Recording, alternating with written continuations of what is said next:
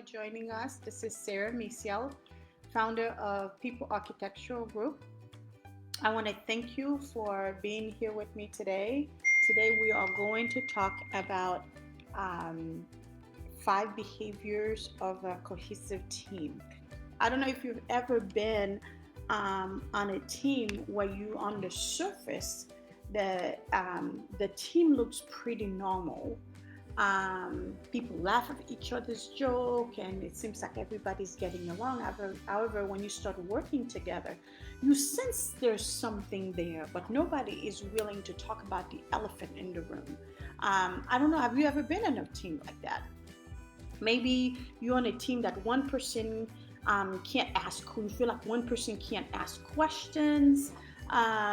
You know, all of the person, people are talking, but they share ideas, but they don't feel like they are comfortable to debate about the idea or give their opinion. Or you might have another person who does not want to feel like they are the police. Maybe they are a very direct person, but they feel like it's not their business to ask people, to ask anything about how the team is function. Or you might have another person who is only concerned about his own goals. So they are talking about their own accolades. They want to talk about what they do. That's all they care about. Not overall what the team does, but they all care about themselves. So if you ever been on a team, if you've ever been on a team like this, I would love to hear. I would like for you to put a comment out there and let me know what kind of team that you have worked with, and what is the team, what is the feel of the team, how does the team operate. If you are in a team that, if you've ever been on a team like that, I'm sure that your team faces its own challenges. Every team have its own challenges. So the 5 behavior of a cohesive team, it is based on the New York bestseller book, of 5 Dysfunction of a Team by Patrick Lencioni. Patrick identified 5 core dysfunction that team faces. The first dysfunction of a dysfunctional team is absence of trust. If you are in a team that does not have trust among the people on the team, this comes with the inability to be vulnerable. So if you are unable to be vulnerable with your team member, vulnerability comes in. It's your ability to talk freely. When I trust people around me, then I can talk freely about the things that concerns the team, the group that I'm working on. I'm able to say things like, you know, I'm over my head. I mean, when I'm over my head, I can tell people that I am over my head. I can tell people that, oh my gosh, I am so sorry. I thought this was the right strategy to do this, but it's not. So how can you help me? I can ask for help. I can ask my team member for help, because I know that we have a core value, we have a core understanding of what we are working on. And we are basically, even if I'm in a different division, different department, I am still on the same team. We are working towards the same goal. So team members who are not open about their mistakes makes it impossible to build trust, right? It makes it even harder for you to get to the next step of the 5 dysfunction of the team. So we say the first dysfunction is trust, so a lack of vulnerability, right? We can't talk about that. And then we have the next dysfunction, that is conflict. So if a team lacks trust, incapable of opening up honestly about having debate about new ideas, instead they resort to guarded comments, right? So then they are not able to move to the next dysfunction, which is conflict resolution. When you lack conflict resolution, then that means you may be on a team, and during the meeting, everybody is nodding their head like they are in agreement. But then, the moment you left the meeting, you start seeing everyone talking about the meeting, right? Things that they should have said about the meeting in the meeting to get clarification, they don't do that. They wait till after, then they start having these side conversation, right? The side conversation are not productive when you think about it. Whatever whatever you decide, somebody may say in a meeting, whatever you decide, whatever, whatever you want. Or everyone is very guarded about their comments. No one is willing to open one because maybe they think other people is going to push down their comments, like push them down or not agree with them or think their comment is not valuable. Maybe that's what it is. Or they fail to have discussion that is extremely important to further the mission of whatever the organization or whatever they are talking about. um, we all know that everybody on a team have a different perspective of looking at things. And when you take my perspective, you take somebody else's perspective, then you can make a stronger project or a stronger work product, right? So I remember for my own team, the team that I work, the People Architectural Group team, when we had our first team meeting, I remember staff meeting, I remember telling my team that I want you guys to feel free to talk. I want you guys to share your ideas. We have brainstorming session. I love brainstorming sessions. When I have something to decide, because I want to hear everybody else's perspective. Because this is the clients, the people that we serve. That's how they are. Everybody have different perspectives. So collectively, we hear everything. Then we decide what is best. I tell my team, I may not always agree with what you are, your feedback or comment, but together we are going to go with the idea that further the mission and vision of our organization. And so our team we are, from the beginning, we start building trust.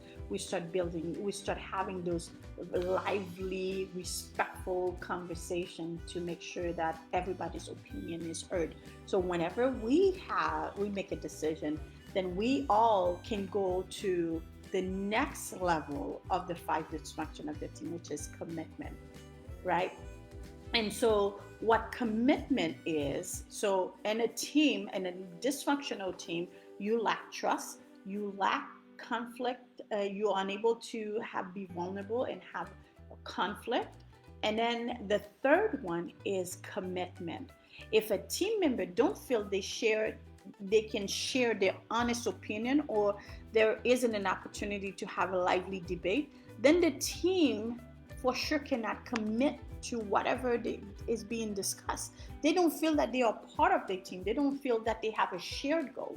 Even if they smile or nod in the meeting, or even if they say they agree, I can guarantee you that they don't agree with it. If they don't feel like they're buying, their opinion is part of the team. So lack of commitment is what causes a dysfunction of a team. And so if you don't have trust, you don't have conflict resolution, you don't have commitment, then you can't have the next thing, which is accountability. And when there is no buy-in to what the goal of the team is working towards, individuals don't feel that their own opinion matter. Therefore, accountability, doesn't exist. So when accountability does not exist, then that means people's ego is what is at play. They focus on, I need to win, I need to look good, I need to, put my stuff first, my team. I work for an organization, and for a long time it was my teams or against teams. And when you think about it, it's like, oh my goodness, we are on the same team. We may be in different department, we're focusing on different aspects of the goal, but we are all on the same team. And when they start working on that trust, that building trust, being able to debate openly in meeting instead of on the side, and then they start having that commitment to that goal and they start having accountability for the goal, then things start moving in a wonderful direction because we start being able to solve the organization's problem. And so, if you don't have trust, you don't have conflict, you don't have commitment, you don't have accountability, then I can guarantee you the result, you can't focus on result. And so, if you cannot focus on result, then that means the team have multiple goals, right? We have multiple goals. Everybody is focusing on what is good for them instead of what is good for the organization to move the organization in the same level. So for a great team to work in an opposite direction, a great team that has trust one another, have a great emotional level. They are vulnerable with each other. They are able to talk about their weaknesses, their mistakes, and their fears, right? They can completely open with one another without filters. And when you can talk openly without filters with your team members, then you know you are on a great team, right?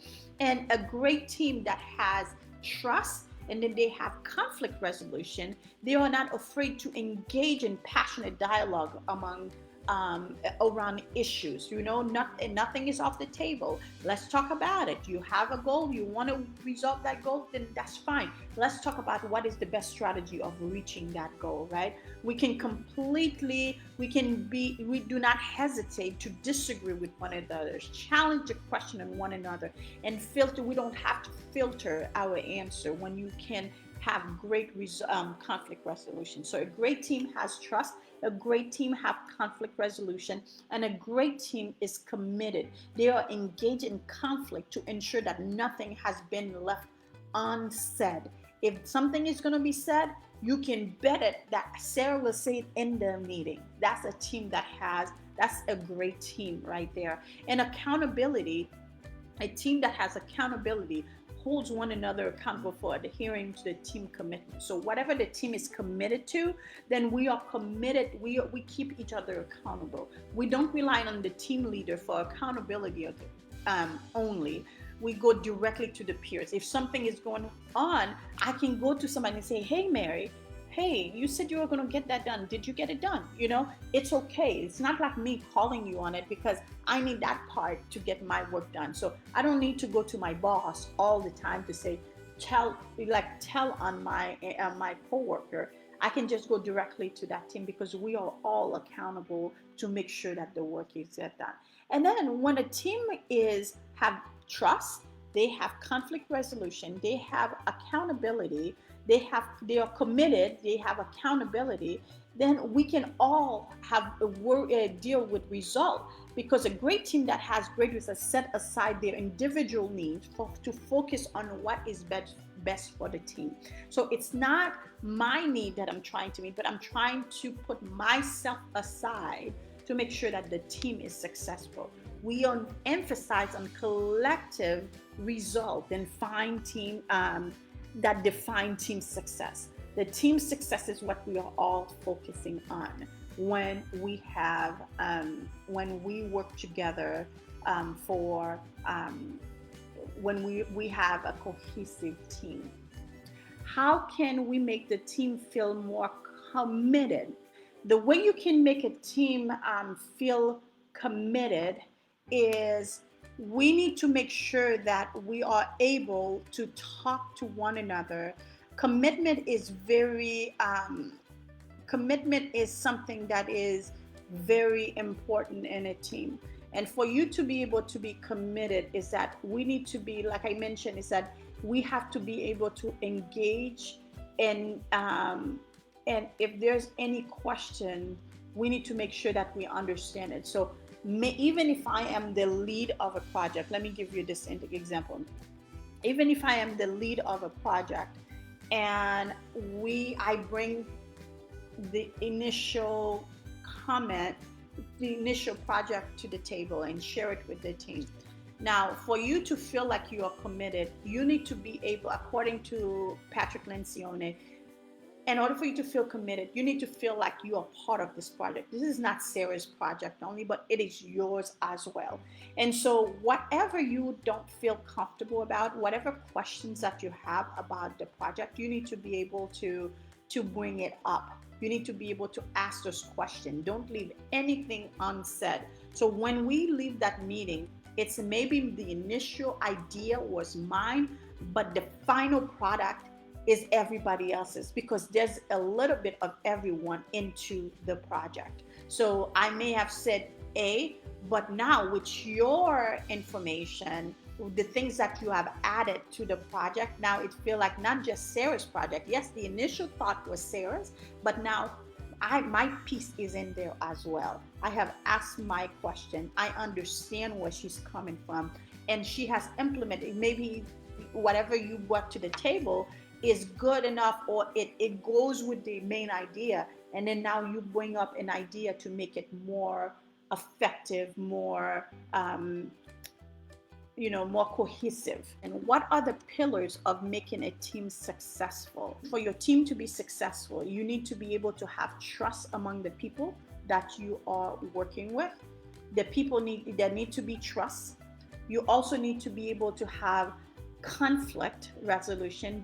People need to feel like they can talk, they can share their ideas. If they don't agree with something, they can talk about it. So there need to be conflict. You need to be able to have productive and lively conflict about whatever you are respectful. I want to make sure that I say respectful conflict. So there need to be trust among the people.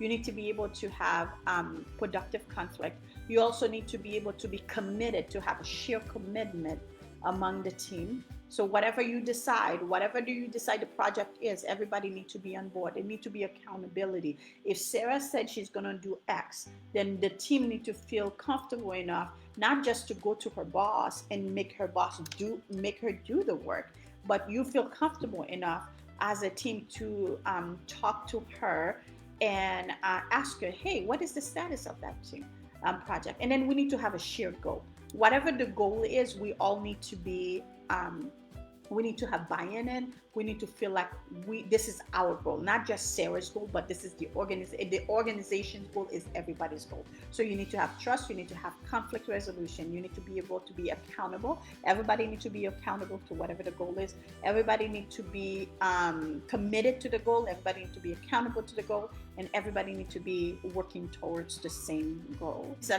how is the 5 behavior aid in your own personal growth? Absolutely. This is awesome. When we do training, it is great to have these concepts, but we need to be able to apply it to ourselves as well. I think as I gave an example of my own team right now, this is something that I want to work, the team at People Architectural Group. I want to have a team that we can work with each other. I want to be able to have a team that I can trust, a team that is committed. The idea, like I said, the goal of the organization may have been mine, but the success of the organization is everyone. And so when I first met with my team, the first thing I let them know that I want them, I try to build trust. I talk to them. I want to get to know them, and not just to know them from the work perspective.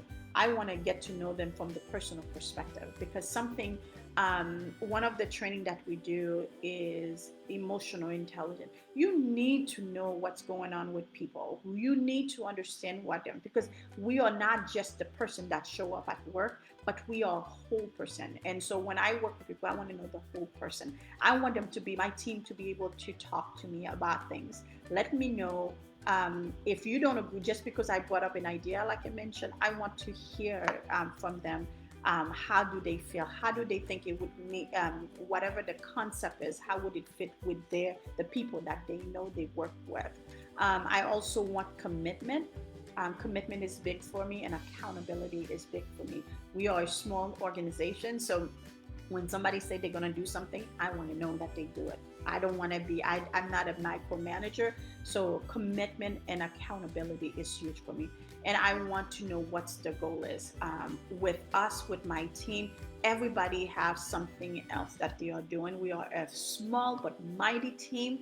But so if somebody is telling me they are working on marketing, if somebody's working on a graphic for me, somebody's working on something that has to do with operation or reaching a customer, I want to know that what you said you're going to do, you do it. And if you can't do it, that's okay. Just reach out, let me know that I can't do it. And so this is extremely important. This model is something that I follow personally as I lead my team. I have a lot going on. I'm running a company in Haiti. I am running a company in the States. I have volunteer opportunities. So it's important. Trust is huge. A conflict resolution is huge. When we are talking, that is the time for you to let me know where you are, what you are working on. If there's anything that is a hindrance for you to achieve your goal, then I need to know. But again, People Architectural Group, we are a consultancy company, HR company. We focus on recruiting, we focus on training and development. 5 behaviors of a team is one of the training that we provide. We would encourage anyone who would like to learn more about 5 behaviors to give us a call. And so if you were to work with us and wanted to learn more about 5 behaviors, what it is that there's an assessment that goes with this. 5 behavior of a cohesive team is an assessment-based learning experience that help individuals and organizations reveal what it takes to build a truly cohesive and effective team in the most approachable concept possible. And it is powered by everything DISC. We talked about DISC last week. So if you were to sign up, we would make you take the assessment. We would go through the assessment with you. We would be able to help your team, hear your team, because everybody, some people maybe they have trust down, but they don't have the conflict resolution down, or commitment or accountability, whatever it is that is your main issue. We would be able to, with our experiences and things like that, we will be able to work with you and help you understand how we can help your team work more effectively. If you want to gain advantage, team must trust, like I said, one another. They must engage in conflict around ideas. They must commit to decision. They must hold one another accountable. They must focus on achieving collective results. So that is what the 5 dysfunction of a team is about. I would love to be able to work with you guys. So give me a call. If you are a manager, give me a call. If you are an employee, let your manager, your company know that People Architectural exists. We can assist them. If you want to, there are organizations out there. They have a training person, someone dedicated to training. One of the things that I can help them do is that the 5 behaviors team with DISC, there are train the trainer. So I would love to set you up for a training if that's what you want to do, so you can deliver these kind of trainings to your organization. If that's what you want to do, we would love to help you.